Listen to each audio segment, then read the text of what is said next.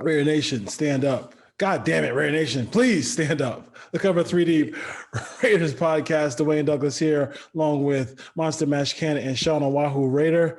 And the words of Rakim, it's been a long time, but I shouldn't have left you. So it's been a long time. I know you guys are.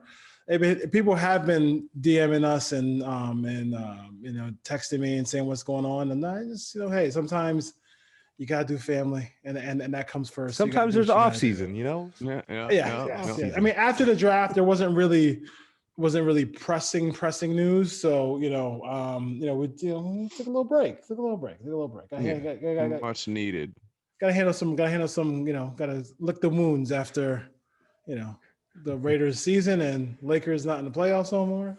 The Giants had the best record in baseball, though, so I can live with that. Oh, there you go. There you go. Always that, always something going on good. So let's just jump right into it because I know that one of us. I know. Ken, you got a roll. Let's just talk about the schedule real quick. And I think that the people look at the schedule a lot of different ways. I look at it as boom. How many big time quarterbacks do you have on that schedule? As kind of the first thing I definitely want to dive into. First game of the year, Baltimore. I think my partner from the Put on Waivers NFL show, Ryan Holmes, is going to that game. He's lucky enough to go, and he said he couldn't go to the Bengals game, so he sold me his tickets for the Bengals game. So I was like, all right, cool, I'll take that. I'll take him. Why not? I mean, I just want to the seat. I mean, like the seats are okay. I mean, I just want to see that. I just want to see the stadium, and plus get an excuse to go to Vegas, right? Cam, what was your first about? What do you think about the opener? We should be on ABC as well as ESPN. I'll tell you what. I think the fact that we're getting them early, we're getting Baltimore early, and things are, everybody's getting to know their team, their new team, and try out these new weapons and whatnot. I think that kind of benefits us a little bit. But obviously, Baltimore's always one of those teams that are just you don't know what you're going to get. I when they play in Baltimore, I go to those games, and I've been lucky to see them win. The Raiders win at least once. But yeah, you don't know what you're going to get. And I'm looking at the defenses. They play some good defenses to open the season up in the first couple of weeks here. It's going to be, a good test for Mr. Baby Lotion, but Baby Lotion arms, as Sean calls them. Baby oil. Comes in handy for the little ones. Go ahead, Sean. Yeah. So who you got? Did you pick someone, Ken? I didn't pick a game yet. I think it's too early. I think it's too early. What do you mean? All right, too early. No, I think it reminds me of the home opener last year, which was the Saints. Good time playoff credible team, good organization. Little did we know they would have a hiccup of a season, but I think you're bringing in another big contender. I think the biggest thing is we're getting 100% capacity home opener finally. So have you seen excited for that one? Have you seen the Vegas Knights 100% capacity? Golden Knights, yeah. The Knights, I mean, yeah. It looks incredible. It does look incredible. Right. So, and we're getting back to the shift of that's kind of the reality of life. We're moving back to that way, which is great. And so I think that's the big driver of this. You get a headline game against a credible AFC opponent that if you're going to make the playoffs, you're gotta beat them. This is a measuring stick game. If you need to hang on, and it's a good challenge. Like Ken said, out the gates, I want to get punched in the face. I want to see how this new team is, this new defensive staff, and those things. So juicy opener, love it, and get to watch it on national TV. Can't beat it. Yeah. I mean, listen, it's you have Harbaugh, you have Jackson. One of the things that they got better with as the season went on last year with the Chargers and Gus Bradley against quarterbacks who moved. So nobody moves more than him. Greg Roman has also talked about them having him under center more, which could be a little bit of a problem. But listen, I know what it is. Like, you got to make him throw the ball outside the numbers. You got to make him throw the ball. He wants to throw the ball to the tight ends. You know what you're getting with him. But it's not going to be an easy game by any stretch of imagination. But listen, you want to make the playoffs. It's not going to be easy. So you can't be sitting there trying to get the Jaguars every week. It's just not going to happen. Even though we couldn't beat the Jaguars last time we played them. as far as that. Slide and bound. He did actually. He actually did. But see, whatever. That's neither here nor there. As far as prices, they were ridiculous. I mean, there's a lot of people that were kind of crazy as far as that goes. Do you think that there was a thing where they were trying to being in so close proximity to Los Angeles that they were trying to just maximize money, or trying to make sure that LA fan did not that quote unquote element they don't want in the stadium is not going to be able to afford the game? It's Vegas. They're gonna be there anyway, so I'm not sure. Yeah. I mean, Raider fans are gonna take over that city. I mean, I was talking to somebody about it today, and he said we were just talking about like concerts, and you're gonna pay for things you want to go to. And I bought the tickets to the Miami game. I tried to get a ticket to the Baltimore game. I did. I was willing to pay $1,000 for a shitty seat, and I just couldn't get it. And I just gave up. So I was like, all right, I'm gonna jump to Miami. Yeah. So I got a decent seat. It's front row on the top tier, right? And I just figured, like, I want to be part of this. This is history in the making. This is something that I love. I love my kids. I love the Raiders, and I love Star Wars, on horror movies. So I'm gonna put money. I work hard for what I do, and I'm able to afford it. So I'm gonna do it, make a whole vacation about it. And like you said, Dwayne, it's an opportunity to go to Vegas. I hadn't been in a long time. I used to live about an hour or 2 hours away from Vegas, but I'm excited, and I think the atmosphere, and I know a lot of people, even the first game, they're going to Vegas, not even going to the game, but you can go and watch the casino or tailgate, and it's going to be an experience regardless. There's so much shit to do out there, but I can't wait. Hopefully all three of us get to go to a game when it kind of settles down a little bit. Phil Jones has that what I don't know if it's Undisputed. I think Undisputed, but he has that. He goes on Twitter and has that like little space thing, whatever they call it, where you have that people can come in and spaces, where they have conversation, and people are good. People are just heading up there just to like Ken said, just go to the game. No tickets, it doesn't matter. I'm gonna go to the hotel and find a spot to watch the game, right, Sean? Yeah, I mean, you see the overflow, and like it's very comparable to the New Orleans Saints. They don't have parking, they don't have tailgating, but you're in a party town. Open alcohol is allowed on the streets. It spills over, right? So you don't get the ticket to the game. The party is all around you. I'm looking at the same thing. I'm looking about going to the University of Hawaii versus UNLV college game on a Saturday. Oh, there's a Sunday night game the day after, so I get to see the stadium at a much less price and experience that. And then the next day I could be at a pool party or. Do the Raiders play next day? Yeah, they do. They play a Sunday night game. I'm sorry, I can't remember it off the top of my head, but so to me there's appeal there either way. The tickets, the prices, guess what? It's the resale. The Raiders didn't calculate these prices. They that's true. Tickets to people. Very true. And the resale market is part of athletic events and concerts. It's like a stock market. It's like a housing market. It's like anything else. So there's going to be times where you're paying way too much for a ticket. And as the season goes on, you may say if the Raiders aren't doing well, that's what's going to happen. People are going to sacrifice their tickets to someone else to make a profit if an opposing team is having a great year, and Vegas is a relatively affordable place to come visit, and a blah blah blah fan wants to come, and the tickets are going to be pushed around like that. You can't control that market, but regardless, it's exciting. I'm happy both of you already, have your ticket stamped to go. I'm a satellite fan. I'll probably be on my couch all year. But if I you're in Hawaii, you got to I gotta see I've been to LA Raider game. I've been to an Oakland Raider game. I gotta check Las Vegas off eventually. See, I've never gone to see him play in Oakland. So I was like, I never got a chance to see him play in Oakland. Never got a chance to see him play. But I will. I think I'm going to go to 2 games. I think I'll go to the Charger game as well, because come on, that's a home game for us. That's a home game anyway. I mean, I'll be going to the Giants game. You guys are welcome to come to the Giants game too. Yeah, the Giants. I love the Giants. A lot of playing for me. Speaking of the Giants, kind of RIP to Jim Fassel, former. I saw that. He's also the former offensive coordinator for the Raiders, and I think the crazy thing about it is, he never for what he did for the Giants, the dude never got a second chance to coach, and it's such a guy's network. If you're not in that network, once you get out of it, it's done. Maybe because the Mariners just said, they kind of badmouthed him or whatever, but he never got a chance to come back in the league. And I know for a while the Raiders were he was trying to come back with the Raiders and be the head coach, and that never came back either. So, so Jim Fassel, and listen, Jim Fassel took Terry Collins to the Super Bowl.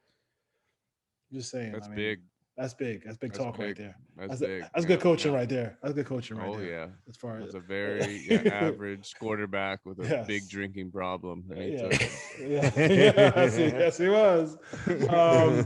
If you could attend any road game this year, which one would it be? Somebody just. I want to go to Kansas City, man. I got to check out Kansas City. And barbecue. The barbecue, right? Yeah. I mean, I hate Kansas City. I really do. I hate Patrick Mahomes' stupid face. I hate Tyreek Hill.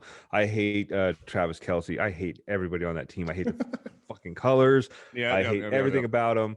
And I want to go to a game so bad because I do like barbecue. I think for me, if I had to pick one this year, it would be Denver. And the reason is because I despise them the most of our rivals. Really?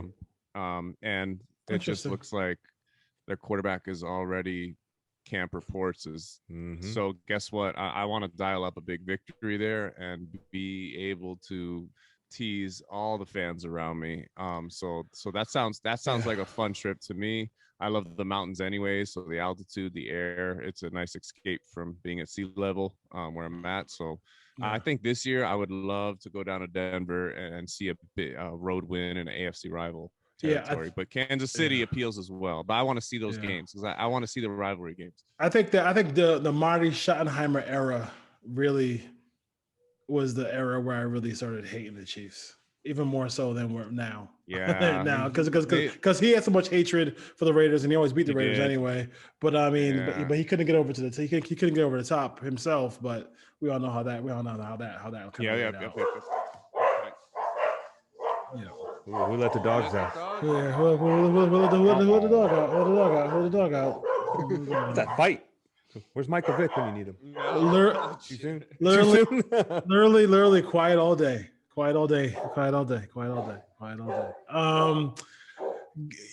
As far as Julio Jones goes, I mean, listen, we all the situation wasn't going to be one in which they were going to acquire him anyway. Like I don't because like he has to go to a team at his age that's made the playoffs consecutive year. The Titans were perfect for that. Corey Davis is a Jet, of course, in true Jet fashion. He's hurt already. It's that field, man. It's that field they practice on. He's literally hurt already. I think it's a good move by them. He's gonna be wearing number 2. Brown's gonna wear number 11. And listen, they might as well go for it because how many years do we really think that Derrick Henry can still run like that? I mean, he's had like almost 800 carries the last bunch of seasons. So listen, Julio Jones is not a Raider, and I kind of felt like if you want to get a star like that, you got to make the playoffs. I felt like okay, and I can't wait to hear what Sean has to say about it too. Julio Jones, one of my favorite players, in an NFL. I think out of Alabama, I love this dude. This dude is just a baller. I've always loved watching him play. On that note, I'm a realist. I feel like whenever a name comes out there, the Raiders are always attached. It just wasn't going to work financially. There was no way they could make that work.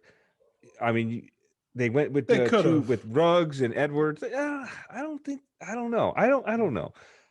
What they gave up, he wanted to go to a contender, I'm sure. And I think that puts the Titans in the second place in the AFC, right behind Kansas City, if they weren't already there at that position. But could make them division champions too. Good for him, man. They got a complete team. They have a good chance of making some noise. And Sean, real quick, the one thing that drives me crazy is that people don't criticize the Dolphins enough. Like they're still searching for a quarterback, and we don't know what Tua is going to be. but they had Tannehill in house, and what Tannehill has done in Tennessee has been outstanding. Yeah. It's been really been outstanding. So go ahead. I mean, that's rare. Sometimes that happens. I'm happy for Tannehill. Last year, he put up a really good season. Yeah, 40 touchdowns, 33 passing, 7 rushing, 65% completion percentage. He's in one of those divisions where, I mean, Jaguars, Colts, like they have their time, and this is their window, and they it's a luxury piece. The Raiders did not have the luxury with the amount of failures of draft picks to leverage an offensive player. To dangle the carrot there didn't make any sense. If it was a KJ Wright or a defensive star, I'd say, all in, go. Go ahead, you guys go gotta get it. Just give Gus more. Give Gus more. The offense has what it needs. We added Drake. Edwards and Ruggs have to explode. Waller's our big target volume guy. We have everything else. So no, it didn't make sense at all. I thought, if anything, Julio, like, we have Ruggs and Josh Jacobs and Kenyon Drake. Those are all Alabama players. We just drafted Leatherwood, a right tackle at Alabama. If anything, Julio might have been like, hey, this is cool. I get to end my career helping these young Bama guys mature in the NFL. But he made the right decision. I think it all made sense. But I never wanted him anyways, as great as he is, like Ken said, amazing player. Was not the piece that I see pushing us past where we need to get. It's the defense. That's a great point, man. That's a great point. Derek Carr just doesn't. It's Waller. Waller's your number one, and Waller, yeah. So he's your volume target, and it's time. And it's time for it's development time. It's next step time. It's next step time for Ruggs. Next step time for Bryan Edwards. That's what you need to see now. And those guys have got to make plays. It's all nice, and you can go on Raiders.com and flex. I mean, I want Bryan Edwards. I've always loved Bryan Edwards. So you guys know. You guys know. I want nothing but Moreau and Edwards. We got to see them going. Yes. Man. Moreau and Edwards. I do love the fact that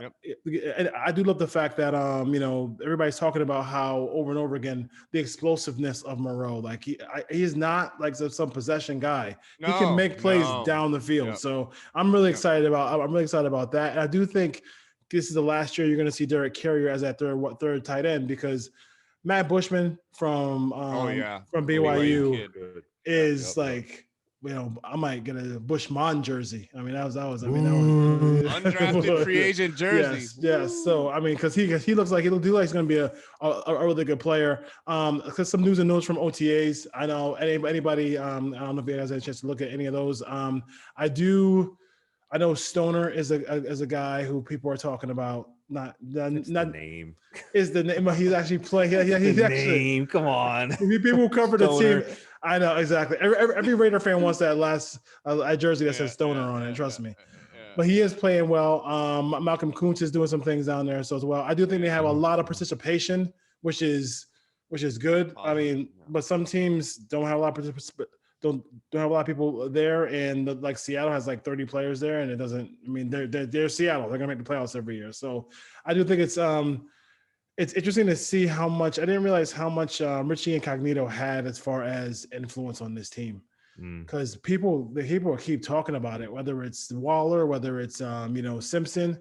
Can you talk about maybe this people love Richie Incognito, and they really want him to be he basically is one of the leaders of this team. Yeah, I've read something that he's assuming that Rodney Hudson role, and as well as he should be. I remember when it was announced that he was going to be on the team, and everybody was bashing it. And look what he's become. Like, he got hurt. Yeah, he got hurt, but before he got hurt, he was playing back, man. He took a cut to come back, and that dude was born a Raider. Like, he should have been a Raider to come out of college with, man. That guy's dirty. But I'm excited about it. I hope he stays healthy. But I think that's what the O-line needs, especially because it's young. It's a young O-line. And I see who you got behind you, Dwayne. But I think Colton's going to benefit from that. Colton benefited when Osemele was next to him, and same thing with Incognito. So with all that rotation that happened last year with people getting hurt and whatnot, and Simpson getting thrown, all these different players coming in at the left guard there, I think Colton Miller benefits from it. And if Incognito can stay healthy, I think we're okay. I'm more questioning that center. I don't know what's going to happen with the center, but hopefully the Raiders know what they're doing, man, because of scary, but Yeah. I don't know. We'll see what happens. Yeah, I think that's the correct take.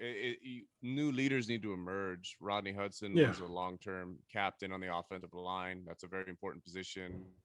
Cable dealt with the shuffling. They're giving him the confidence. They gave him Colton Miller. Now they're giving him Leatherwood, who he wanted. Yep. He begged for Incognito him. comes back. Let's just be honest. We hope he's like a Bill Romanowski, a guy at the back end of his career that's just gonna, push through and bring this energy and control to the team. But he's 38 years old. I mean, there are like that's a tough age to be grinding in the trenches and not go injured. So it's hard. I don't know if we'll get him the whole time, but if we get him enough, he'll set the tone for the young guys behind him. Yeah. Set the tone for camp. And Ken, like you said, we have a high participation. And I think there's a reason for that. Our team is young. Yep. These kids I'm not going to show up to this camp. Like you haven't even, you're fighting for your next contract. Abram, what is he going to do? If you play all of these guys, if you play in that secondary, Sean, Sean, and you see that draft and they took safety after safety after safety, can you afford not to come to camp? No, there's no way. Right. There's no way. And we don't have which is good. And our only proven defensive star, not in our uniform, but Yannick was the only one that wasn't able because he doesn't have to do that. The rest.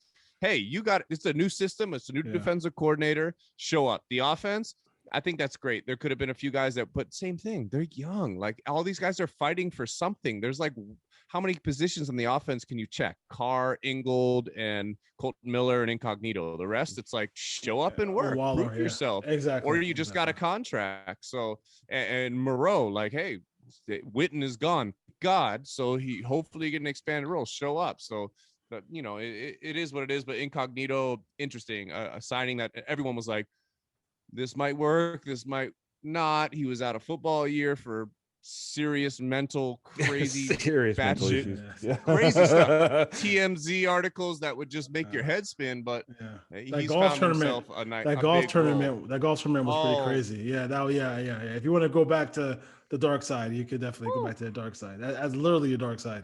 As far as that goes, I do. Like I said, listen. I mean, like they have to show up. Like you said, a competition breeds success. So you need competition. You have to have it, and they have a whole bunch of it, especially in that secondary. And this draft was about Gus Bradley and the offensive line coach, and they were able to capitalize on some of those picks. They got lucky to get Trayvon. They got lucky. They got to get Trayvon. They're lucky that the Dolphins. I mean, if he turns out to be a good player, the Dolphins are going to be like, hey, why did we draft that other safety from Oregon over him? But we'll see. Hopefully that's the problem. As far as that goes. I know you have to roll real quick, Ken. But I'm good. You good. Okay. So I did want to say one thing before we got another serious topic. But I know the Raiders have lost and they have not been good and they've been mediocre at best, but the Raider Nation obsession with Lynn Bowden Jr. is. I gotta go. It's unbelievable to me. I don't know. I'm not sure why it's. I mean, listen, it was an odd situation. But it really is weird that we keep obsessing over this player. Yeah, if he was good, he'd still be on the team. I mean, if he was good, as everybody's making it out, he would have been drafted earlier. Yeah. If he was good, he would have made an impact than the short time he had with Miami. What did he do? I don't recall anything he did that was super special. I mean, am I wrong? Did I miss something? I think it's just because we're not winning. It's the Raiders. Yeah.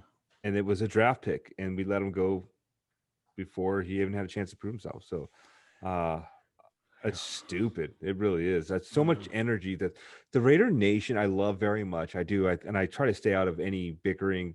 Sean, I know you don't, but Sean I just feel here like, for it.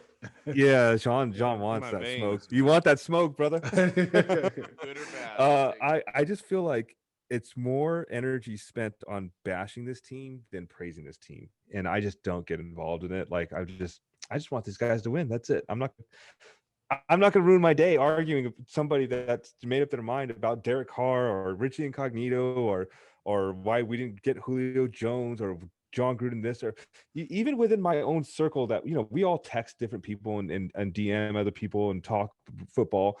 I don't waste my time getting in arguments about it because I don't know what's going on. I have no control over it. I just want to watch the team win. Yeah. Sean, what do you think, man? I don't know. I mean, there's a few ways to look at it. I like the pick. I like the player, the skill set. I thought we had like a Hines Ward type of player that could just come into the offense and be used in different creative ways.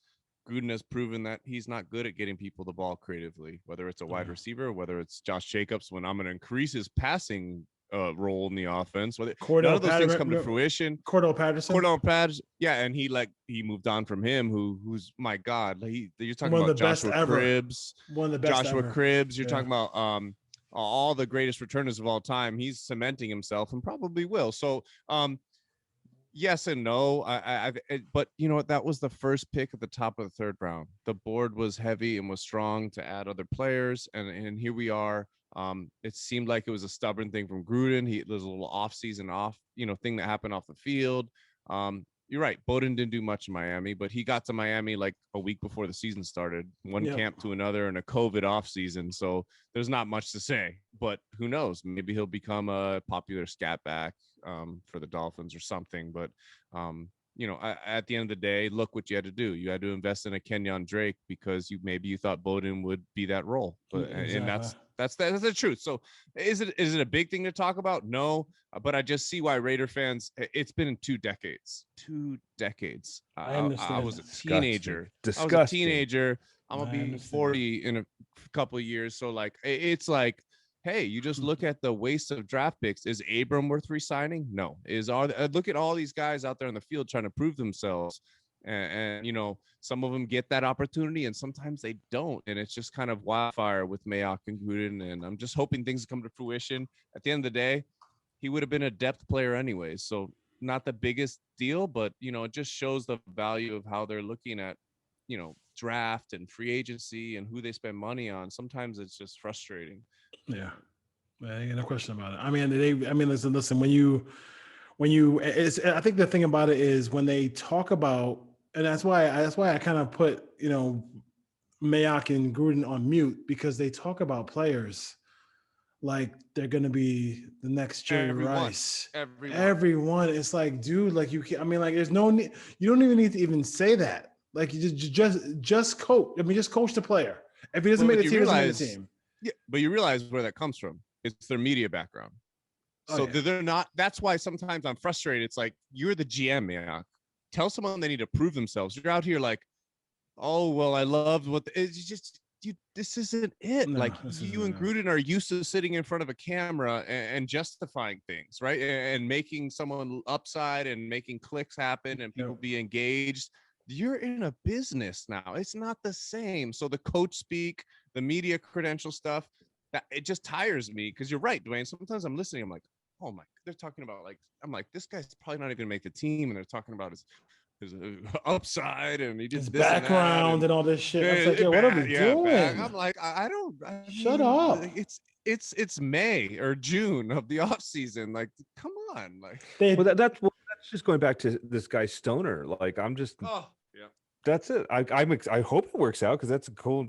He looks like he's a part, but I don't know what's going to happen, man. And another guy that I'm excited about is Gillespie. I think that he might be a player there. I don't know, but it's training camp. I don't know what's going to happen. Yeah. Hard to pinpoint their usages. Stoner, I think he's a guy that starts to eliminate players like Snead or Zay Jones, and Keelan Doss is Doss. That's what I was looking for. Keelan Doss, he's still on the roster. Yeah, he's like a turd that won't flush, man. I believe. Go ahead and check if not. But yeah, it's. He is. Oh my God. So Stone, exactly right. So I don't need Gafford and all these other like Rico guys. Rico's another one. There you go. At least you're looking at it to where like Stoner looks like he'll do something, but I don't know. I think that's the backstory to me. Is hey, Ruggs and Edwards. I think John. I think it's Ruggs. Zay Jones. What's the Zay Jones hype? Can we even talk about that? It's like Zay Jones is good. Like every media credential person is like Zay Jones is having the Zay Jones is. I'm like, Okay, fine. I mean, that's fine. Let me see 5 catches for 150 yards against Marcus Peters against the Ravens. Okay, let's see. Let's see that. And then they also amped up this offensive lineman so much so that they signed back Sam Young, who gets hurt in game every Sammy time. Sam Young. Sammy ain't young. He is not young. He can never actually finish a game. Which is, listen, it's left tackle, right tackle depth. If he plays, we're in trouble anyway. I still don't understand. How do you That's look? a good point.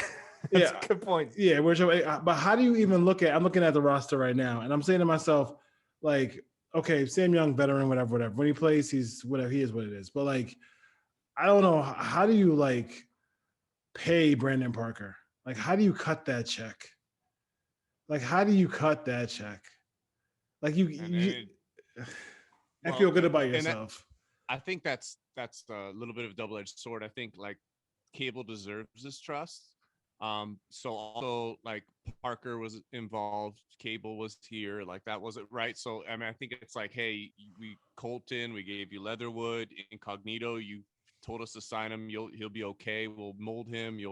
All these things, Denzel Good deserved a contract, and this you believe we can trade Gabe and Rod Hudson for some draft capital, and we can do this. So I think that just shows they're kind of like invested in Cable, and I think they're just kind of associating with, hey, I'm gonna bring Sam Young in. He's an old vet. Well, we can cut him by the 53, but he's gonna show these guys what to do. Yeah, knows the offense. That's a great point, Sean, because he was part of the system. He was part of the system. It's another voice for these young guys. That's a really good point. And last year was what? You had Trent Brown spitting sunflower seeds in camp, doing absolutely nothing. Licorice. As the highest paid offensive lineman in the history of the NFL, eating fruit roll-ups on the side, tweeting rap lyrics about his GM or whatever the hell he was doing. Why I get the feeling he's not doing that now? No, no shit. Right. But right. So he knew what he was doing. The red carpet has been laid out for some. Yeah, no question about it. No question. I mean, it was like, how did what did Mayweather said? The bank robber or something. The bank robber thing. Like, nobody knows how to legally rob a bank like me. He did it. He did this weekend. Yeah, he did it this weekend. He didn't get my money. At least he didn't get my money either. At least he held them up for the 8 rounds, because he was about to close that guy's eyes. No question about it. But that's where boxing is right now. It's embarrassing. Let's see here as far as that goes. You got the whole Josh Jacobs. Josh Jacobs isn't at OTAs either. I don't believe. So another face there. I did see a lot of Kenyon Drake. Listen, both of those guys should really be able to be fine in this offense. With zone read, they should be able to handle that. I do like the breakdown that Tape Don't Lie had on Josh Jacobs. He was one of their players that needed to improve this year. Didn't realize, when you look at the stretch game, the decisions you have to make. Yep. And he has made some bad decisions, especially in the Cleveland game. You see, I think Derek and everybody was jumping up and down because they thought he was gonna score a touchdown. He runs right into the hole is to the right, and he runs right into the back of Ingold and ends up not scoring. And that game ended up being close for no reason. Stuff like that. A couple plays, plays here and there in the Charger game that should have run for big plays that they didn't. So as much as some people love certain players, there's always room for improvement. So hopefully that continues with a player like Josh Jacobs.